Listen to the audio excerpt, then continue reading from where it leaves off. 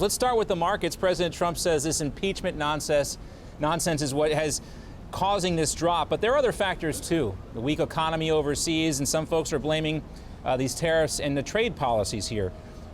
Give us a take on where you think things are going, and what do you think is causing this last couple of days, the hiccup we've seen in the stock market? So the underlying Trump economy is solid as a rock.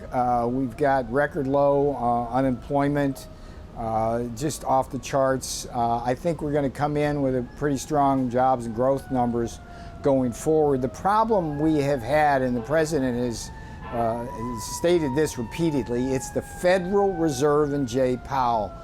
They raised rates too soon, too far, too fast, and they're lowering them too slowly. And here's the deal as an economist. The problem is that when the Fed raises these rates, basically, that drives the value of the US dollar up.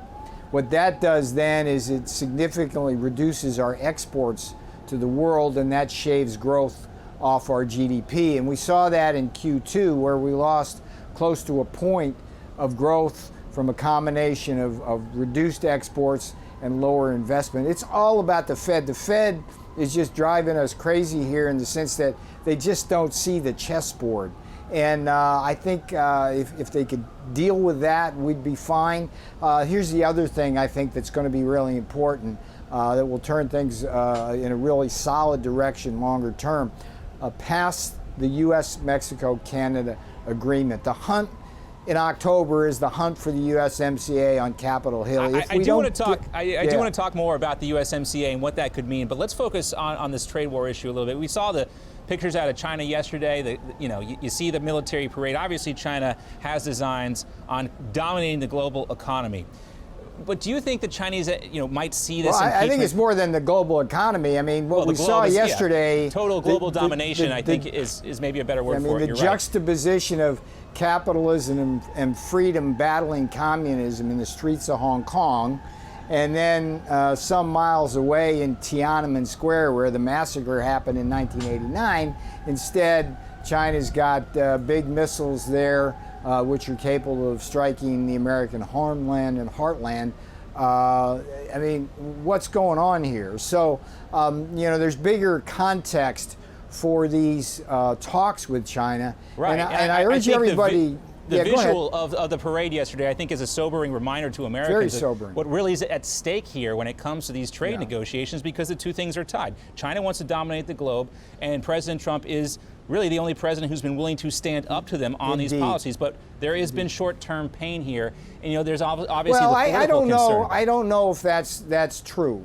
We know that China is bearing the entire burden of the tariffs in terms of any price effects, because what they've been doing is lowering their own prices, more importantly, manipulating their currency. We've seen an unprecedented rapid devaluation of the Chinese yuan. Right. I think it's like over 12% now. So, if President Trump puts a 10% tariff on and they they lower their currency by 12%, they're actually ahead of the game.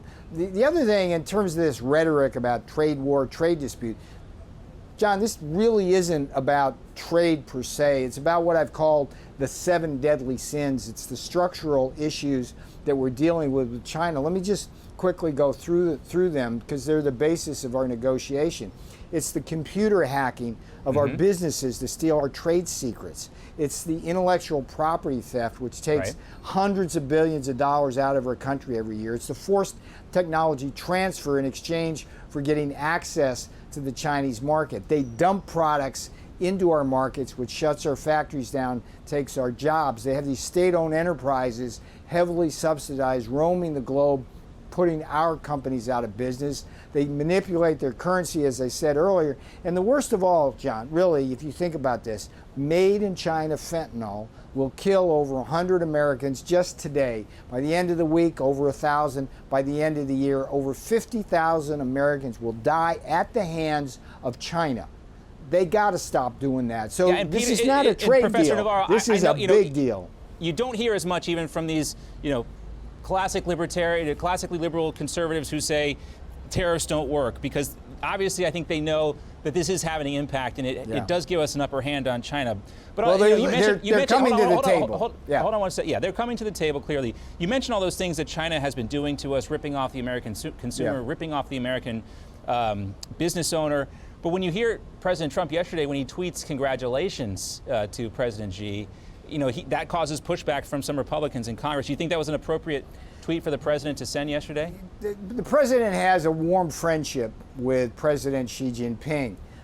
He also knows that when the time for the football game to start on the field, he puts his helmet on and hits him as hard as he can. So that was just a courtesy. But no, look, the only person who's stood up to China over the last 30 years has been who? President Donald J. Trump. And he's been tough as nails, steely resolve on behalf of the American worker, on behalf of the American people, on behalf of the families who lost loved ones to made in China fentanyl. So these Republicans on Capitol Hill or Democrats, whoever wants to criticize President Trump, they ought to look in the mirror and ask themselves where they've been for the last 20 years.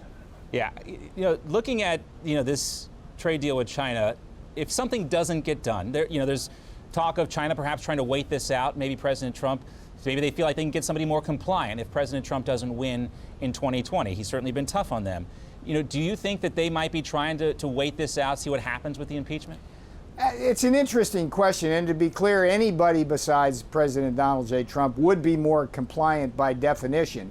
But here's I think, what China has done poorly since we engaged with them in negotiations dating back to January, spring at Mar-a-Lago in 2017. They've consistently miscalculated in the negotiation. They've consistently underestimated the steely resolve of President Trump. And as a result, over time, President Trump has had to put increasing amounts of tariffs on them because they simply will not basically do what needs to be done, which is to solve those structural issues. I mean, look, John, everybody knows we had something which was very close to a deal some months ago, and when push came to shove, the Chinese backed away. Was that a miscalculation? Were they waiting to November of 2020 to get some softy from the Democratic Party? I don't know, but all I can tell you is they're coming to town next week, and we'll see what their tune's going to be.